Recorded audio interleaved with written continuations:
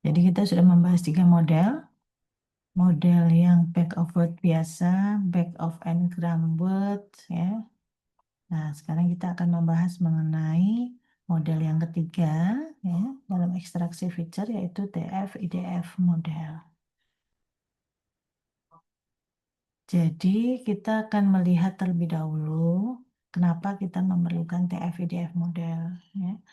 Jadi di dalam model yang back of word itu sering kita menemukan masalah karena korporanya sangat besar.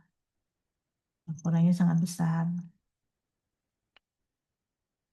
Nah, dikatakan di sini karena vektor feature itu mendasarkan pada jumlah istilah secara absolut, sering kita menemukan beberapa istilah yang sering muncul di semua dokumen. Ya. Dan ini mungkin cenderung menutupi istilah lain dalam kumpulan fitur tersebut. Terutama kata-kata yang tidak sering muncul. Jadi katanya ada kata yang sebenarnya kita perlukan tapi tidak sering muncul gitu. Nah, itu akan tertutupi dengan jumlah kata yang sebenarnya kita tidak perlukan tapi sering muncul. Nah, itu maksudnya. Jadi yang kita butuhkan sebenarnya kata yang tidak sering muncul itu menjadi perwakilan dari eh, fitur yang akan kita ekstraksi. Maka kita memerlukan TF-IDF ini. Ya. Jadi apa itu TF-IDF? Itu adalah singkatan dari Term Frequency Inverse Document Frequency. Term frekuensi itu adalah jumlah kemunculan term. Inverse document frekuensi itu adalah frekuensi kebalikan ya dari dokumen tersebut. Nah, ini sebenarnya adalah kombinasi dua pengukuran yang betul tadi, yang kita sebut dengan term frekuensi dan inverse document frekuensi.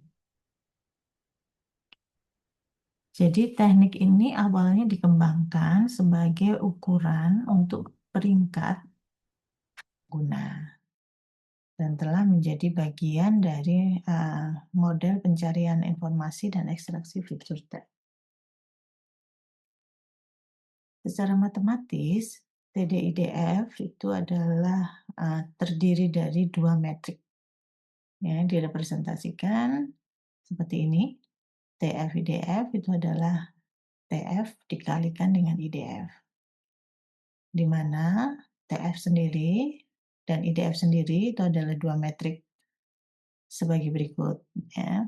Dua metrik yang tertentu di mana term frekuensi adalah apa yang kita hitung dalam back of it. Nah, itu ya. Itu kita sebut dengan term frekuensi. Bentuknya TF-nya direpresentasikannya seperti ini. Bobot D. D itu dokumennya. Dokumen yang keberapa, W itu banyaknya, bobotnya.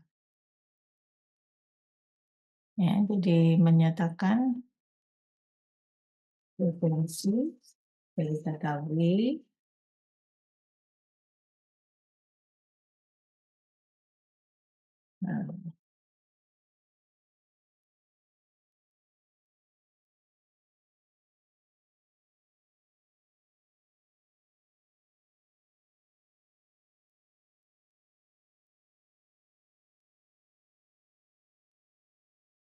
kemudian apa itu inverse document frekuensi? Ini adalah kebalikan ya dari frekuensi dokumen dan dihitung dengan membagi jumlah total dokumen dalam korpus kita dengan frekuensi dokumen untuk setiap istilah, untuk setiap term, dan kemudian menerapkan penskalaan logaritma pada hasilnya. Jadi dia kebalikan dan dihitung dengan menggunakan logaritma ya. Di dalam implementasi itu ditambahkan satu ke frekuensi dokumen untuk setiap istilah. Ini untuk menunjukkan bahwa kita juga memiliki satu dokumen lain di korpus kita. Jadi penambahan satu ini bertujuan untuk mencegah potensi adanya divide by zero.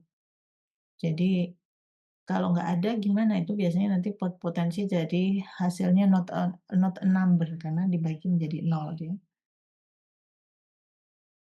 tuh.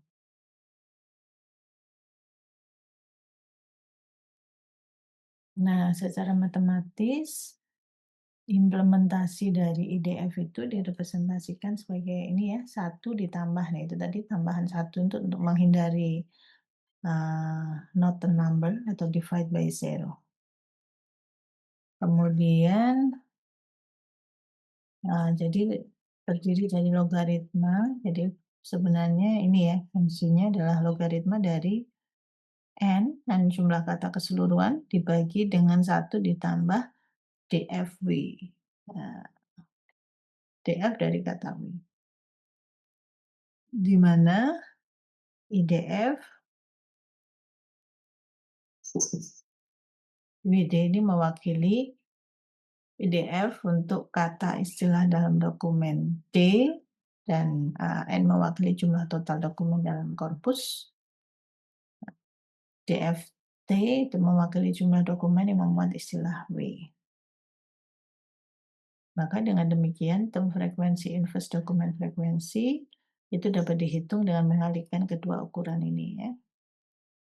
Metrik terakhir dari TF-IDF ini kita gunakan sebagai versi normalized dari matrik TF-IDF yang kita peroleh dari perkalian TF dan IDF.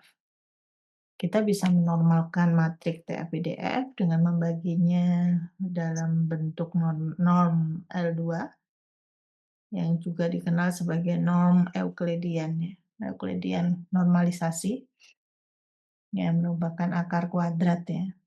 Akar dari seluruh kuadrat bobot dari setiap sukunya.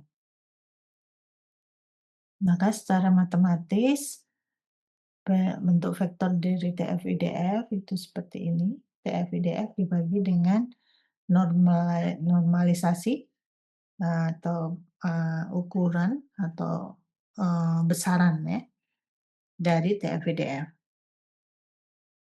Ini norm Euclidean ya, besaran. Nah, bagian terakhir ini bisa macam-macam ya, karena di sini kita pakai norma Euclidean ya maka bentuknya seperti ini, atau kita mau normalkan dengan teknik lain juga pasti akan berbeda. Baik, itu tadi, kita membahas mengenai apa itu TF-IDF, maka berikutnya nanti kita akan mencoba mengimplementasikannya di dalam, codingnya ya. Terima kasih.